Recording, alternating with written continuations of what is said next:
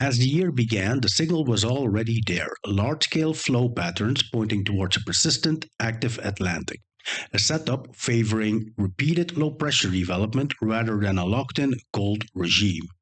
Over the last few weeks, Europe has found itself under a serial cyclogenesis regime with one system quickly followed by the next. The atmosphere has stayed in motion, pushing cold air farther over the European mainland and setting up a boundary where the two air masses meet. As we have mentioned numerous times, for much of Western Europe, winter is being kept at arm's length. And that's also why on this channel you will not find hype, clickbait, or platitudes. What you will find here is the weather as it is, not as I wish it to be. Instead of wishcasting, we do patterns first, outcomes second. In this video, we will take a closer look at how the setup established itself, how it behaved the way it did, and what it tells us about the broader atmospheric picture going forward. Let's break it down.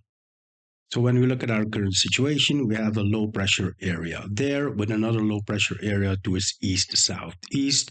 We also have a low pressure area over Germany with a nice swirl and the precipitation giving rise to the snowy conditions there, and a low pressure area over Greece.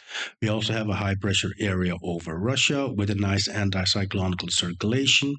We also have a trough to the north moving towards the west, giving rise to a low pressure area to its north. And around Greenland, we also have a high pressure area there. And completely in the south of the domain, we have a high pressure area over the Atlantic. Now, when we zoom a little bit in, we can see the whole region of precipitation going to blanket the UK overnight, giving rise to a wet night over there. This is moving northeast. And we still have the swirl of precipitation around the low pressure area in Germany. While the system over the UK is moving northeast, gradually this low pressure center will also start to move northeast. Now, if we shift our gears towards the south of Europe, we have this large trough going in a cyclonical direction, giving rise to a low pressure area, giving rise to these thunderstorms around the Mediterranean air masses over there. We also, if we go to our north, we have a distinct line there in the precipitation. This is upslope flow going towards the southern Carpathians. And if we look to the north of that, we see an absence of precipitation. That's because the upslope flow cannot traverse the summit, leading to an absence of precipitation to the north of that line. Now, in the beginning of the year, we mentioned that January is going to be dominated by a northwest to southeast dominated regime of serial cyclogenesis, bringing in low after low after low over the Atlantic. You can see all these lows now coming from the northwest to the southeast, bashing the European mainland. And as they start to bash the European mainland, look what's happening to the boundary in the north. You can see that higher pressures keep getting pushed back towards the north and the northeast. Now, when we look at the European model, we see exactly the same.